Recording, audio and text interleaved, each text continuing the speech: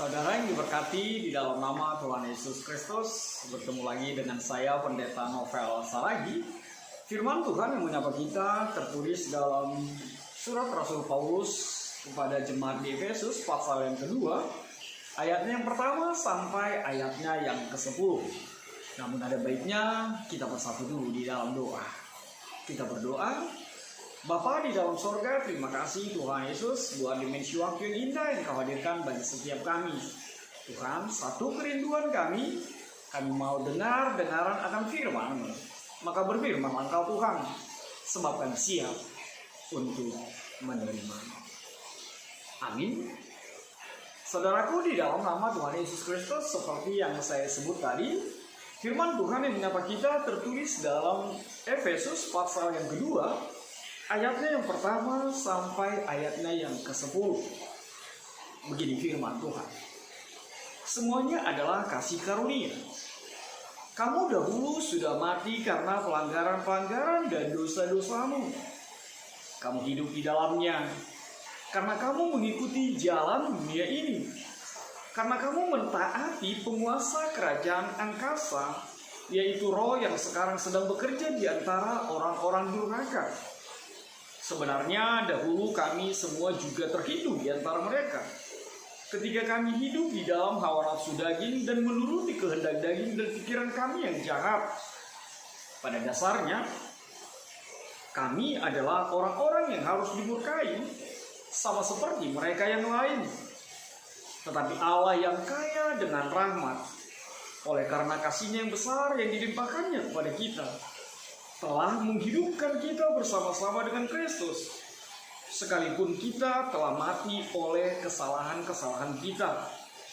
Oleh kasih karunia kamu diselamatkan, dan di dalam Kristus Yesus Ia telah membangkitkan kita juga dan memberikan tempat bersama-sama dengan Dia di sorga, supaya pada masa yang akan datang Ia menunjukkan kepada kita kekayaan kasih karunia-Nya yang melimpah-limpah sesuai dengan kebaikan-Nya terhadap kita di dalam Kristus Yesus. Sebab karena kasih karunia kamu diselamatkan oleh iman. Itu bukan hasil usahamu, tetapi pemberian Allah. Itu bukan hasil pekerjaanmu. Jangan ada orang yang memegahkan diri, karena kita ini buatan Allah, diciptakan dalam Kristus Yesus untuk melakukan pekerjaan baik yang dipersiapkan Allah sebelumnya. Ia mau supaya kita hidup di dalamnya. Demikian firman Tuhan. Saudara yang dikasihi di dalam nama Tuhan Yesus Kristus, semua kita pasti punya masa lalu. Baik itu masa lalu yang baik, baik juga itu masa lalu yang jelek dalam kehidupan kita. Tapi melalui firman Tuhan ini, Tuhan melalui Paulus mau mengatakan kepada jemaat Efesus yang dia tuliskan surat ini sekitar tahun 60-61 Masehi, dan dia berada di dalam penjara. Dia mau menguatkan jemaat Efesus untuk jangan gampang terpengaruh oleh dunia sekitarnya. Sekali lagi, Paulus mau menegaskan, Paulus mau menguatkan iman orang-orang di Efesus saat itu agar tidak gampang terpengaruh, terprovokasi, dipengaruhi oleh dunia sekitarnya. Dan Paulus bahkan mengangkat suasana apa yang dia alami secara pribadi dan apa yang dialami oleh manusia seutuhnya jauh sebelum Kristus memberikan keselamatan itu dalam kehidupannya. Paulus mengatakan di dalam ayat yang pertama, kamu dahulu sudah mati karena pelanggaran-pelanggaran dan dosa-dosa. Ini dikaitkan dengan kisah Adam dan Hawa. Memang benar kita adalah mati secara rohani. Memang benar karena dosa Adam itu juga diwariskan dosa yang sama. Kita menjadi pribadi yang berdosa. Tapi Paulus mau mengatakan, biarlah itu kehidupanmu yang lalu. Biarlah itu kehidupan di masa lampau. Sama seperti lagu apa itu ya? Masa lalu gitu ya. Biarlah menjadi masa lalu. Kalau itu adalah kehidupanmu di masa lalu, biarlah itu menjadi sesuatu yang berlalu. Paulus dengan tegas mengatakan, kamu dahulu sudah mati dan kamu hidup di dalamnya karena kamu mengikuti jalan dunia ini, karena kamu mentaati penguasa kerajaan angkasa. Angkasa dipahami oleh orang Yahudi ketika itu adalah tempat iblis, tempat kuasa-kuasa roh jahat berkarya dan mengatur strategi untuk mempengaruhi orang-orang di muka bumi ini. Kamu hidup di dalamnya, kamu mengikuti jalan dunia ini. Tapi sekali lagi Paulus mau katakan kepada kita, biarlah itu menjadi masa lalu. Tapi saat ini engkau telah diselamatkan. Engkau telah menjadi manusia yang baru. Engkau telah menjadi pribadi yang baru. Dia telah diselamatkan oleh karya Yesus di kayu salib itu. Maka Paulus mau mengatakan buat kita saat ini, jangan sampai kita kembali di masa lalu kita. Benar seperti yang saya katakan tadi, bahwa kita semua punya masa lalu. Tapi ingat, sekarang saudaraku, kita semua adalah ciptaan baru. Dan hal yang luar biasa yang semakin diperparah ketika 2 Petrus 2 ayat 20 mengatakan seperti ini. Sebab jika mereka oleh pengenalan mereka akan Tuhan dan Juru Selamat kita Yesus Kristus telah melepaskan diri dari kecemaran-kecemaran dunia, tetapi terlibat lagi di dalamnya, maka akhirnya keadaan mereka lebih buruk daripada yang semua. Artinya apa? Orang yang sudah lahir baru lalu kembali lagi ke kehidupan yang lama, dia akan semakin menjadi pribadi yang parah. Dia akan kembali menjadi pribadi yang mati secara rohani. Benar, dagingnya kelihatan hidup. Benar, dia kelihatan bergerak, beraktivitas, tapi secara rohani dia telah mati. Di hadapan Allah dia telah mati. Dan Paulus tidak mau kita berada di dalam situasi ini. Paulus mau kita meninggalkan segala kecemaran-kecemaran dunia atau dosa-dosa yang telah dihapuskan oleh Tuhan Yesus di kayu salib itu. Kita harus menjaga kehidupan kita untuk tetap kudus, untuk tidak hidup di dalam kedagingan dan kecemaran dunia ini.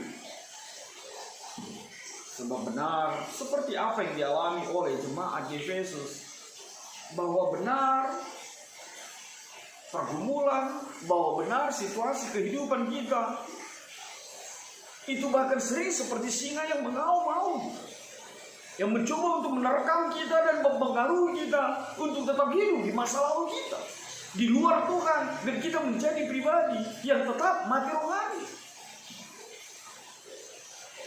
Saudaraku, di dalam nama Tuhan Yesus Kristus, firman Tuhan lebih dalam lagi mengatakan kepada kita bahwa Allah yang kaya dengan rahmat, ayat yang keempat, oleh karena kasih-Nya yang besar yang dilimpahkannya kepada kita, telah menghidupkan kita bersama-sama dengan Kristus. Telah menghidupkan kita.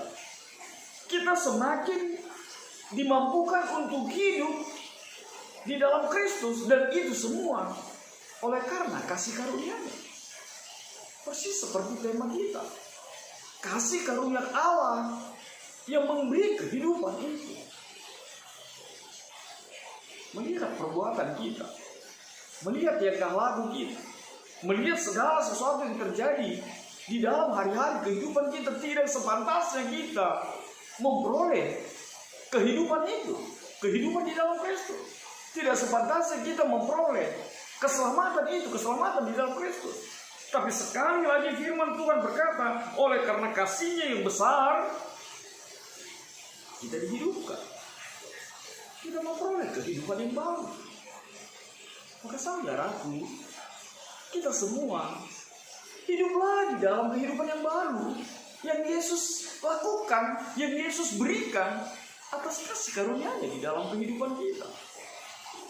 Jangan kembali lagi ke kehidupanmu yang lama. Paulus juga tahu diri, Paulus juga mengerti, Paulus juga mengalami hal itu. Tapi sekali lagi dia mengatakan dia sudah meninggalkan semua itu di belakang sana dan dia bergerak maju ke depan, menggapai kehidupan yang baru, hidup di dalam kehidupan baru, hidup di dalam karya keselamatan yang Tuhan Yesus hadirkan dalam kehidupan kita. Lalu apa yang berikut yang dinyatakan oleh kebenaran firman Tuhan ini? Tidak lain adalah ketika Tuhan Yesus mengatakan melalui firman ini bahwa supaya pada masa yang akan datang, ayat yang ke-7, Ia menunjukkan kepada kita kekayaan kasih karunia-Nya yang melimpah-limpah sesuai dengan kebaikan-Nya terhadap kita di dalam Kristus Yesus, supaya pada masa yang akan datang. Artinya apa? Surga itu disediakan bagi setiap kita yang beriman, yang percaya akan karya keselamatan Tuhan Yesus di kayu salib itu, yang percaya dan hidup di dalam anugerah yang Tuhan nyatakan di dalam kehidupan kita. Maka dikatakan oleh ayat yang ke-8 itu, sebab karena kasih karunia kamu diselamatkan oleh iman. Kamu diselamatkan oleh iman. Itu bukan hasil usahamu, tapi itu pure, murni pemberian Allah. Itu semua bukan karena hasil usahamu, tapi kita diselamatkan oleh iman. Oleh iman percaya. Lalu kita hidup di dalam istilah Kristen itu. Kristen itu adalah pengikut Kristus. Kristen itu adalah orang-orang yang mengikuti Kristus, followernya Tuhan Yesus.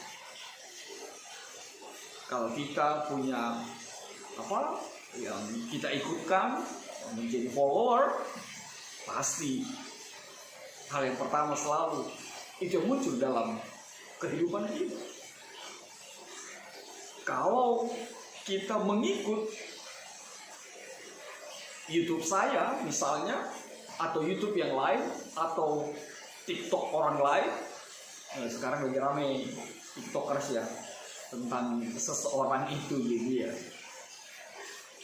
Kita pasti mengikutinya. Dan hal yang luar biasa, ketika kita membuka YouTube, ketika kita juga menjadi followersnya, maka itu akan pertama muncul. Dan itu muncul di hadapan kita. Itulah pengikut. Itulah yang dikatakan Kristen, pengikut Kristus itu. Hal yang pertama di dalam kehidupannya hanyalah Kristus. Yang pertama dia imani hanyalah Yesus. Seperti seorang sahabat dekat mengatakan, teman dekat mengatakan, orang-orang yang dekat dan begitu luar biasanya hidup dalam kebenaran firman Tuhan, mengatakan kalau aku buka YouTube, yang muncul itu ya bicara tentang firman Tuhan. Karena kita biasa menghidupinya, kita biasa dekat dengan situasi itu. Makanya sekarang coba deh buka-buka YouTube. Hal apa yang muncul pertama? Kalau kita selalu mengikuti dangdut, ya pasti berdangdut saja lah kerja kita kan. Kalau kita suka mengklik atau mengikuti custom motor, ya pasti kita yang muncul pertama adalah bagaimana mengobrak-abrik motor, mengkutak-katik motor, atau bicara tentang mobil, kita pasti itu akan muncul. Kalau bicara tentang gosip, pasti itu akan muncul. Nah, kenapa kita tidak menjadi pengikut Kristus? Kita tidak memurnikan diri kita menjadi follower sejati Tuhan Yesus. Apapun yang pertama muncul Tuhan Yesus. Apapun yang muncul pasti tentang kebenaran firman Tuhan Yesus. Dan itulah ciri orang beriman itu. Dia tahu murid Tuhan Yesus. Mereka hidup bersama dengan Tuhan Yesus. Mereka bermain bersama dengan Tuhan Yesus. Mereka mengikuti jejak Yesus. Mereka mengikuti perjalanan Yesus. Dan itulah iman itu.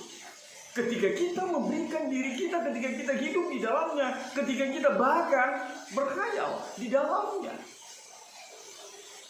Firman Tuhan mengatakan, Sebab karena kasih karunia kamu diselamatkan oleh iman.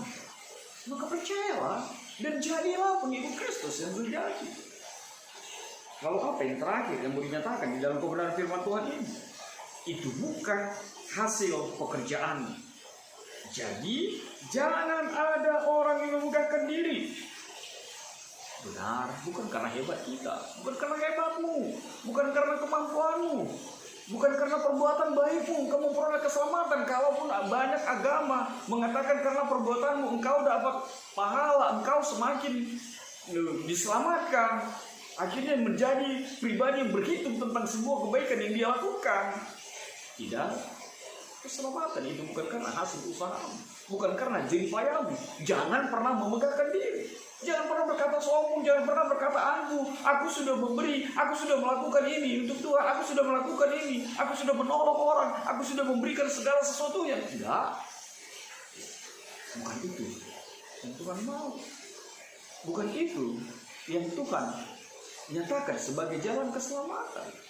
Tapi benar, sebagai orang beriman, sebagai orang percaya, kita harus melakukan hal kebaikan di tengah-tengah kehidupan kita. Tapi ingat sekali lagi, keselamatan itu hanya karena anugerah, hanya karena kasih karunia Tuhan di dalam imanmu, sehingga kita diselamatkan. Jadi yang terakhir ya, ini berarti terakhir yang kedua. Apa terakhir yang kedua? Firman Tuhan berkata, karena kita ini buatan Allah diciptakan dalam Yesus untuk melakukan pekerjaan baik yang dipersiapkan Allah sebelumnya. Ia mau supaya kita hidup di dalamnya. Persis seperti yang saya katakan di terakhir yang pertama tadi, bahwa kita diciptakan dalam Kristus Yesus untuk melakukan pekerjaan yang baik sebagai buah dari imanmu, sebagai buah dari keselamatan yang telah Tuhan nyatakan bagimu. Maka sepantasnya, maka sewajarnya lah kita melakukan pekerjaan baik.